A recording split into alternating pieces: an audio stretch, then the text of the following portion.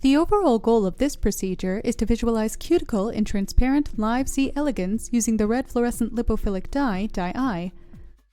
This is accomplished by preparing a population of nematodes for staining.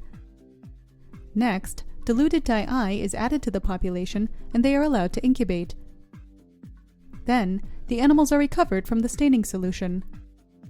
Fluorescence imaging of the DiI-stained cuticle shows details on the surface, including alae and annuli, reproductive structures, and other external morphological features.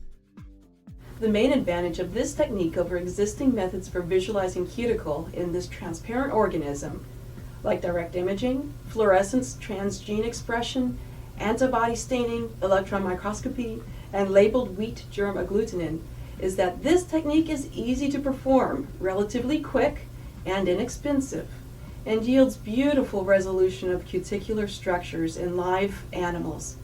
This method can help answer key questions in many fields that use the C.elegans model system and its cuticle, such as cell secretion and cuticle organization, epidermal cell development, heterochronic gene pathways, innate immunity, development of morphological traits, and nematode evolution. Demonstrating the procedure will be Robbie Schultz, a grad student from my laboratory.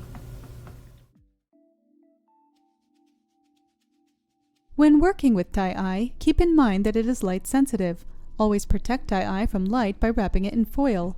Also wear gloves and a lab coat, as DMF is toxic and DiI is a carbocyanide.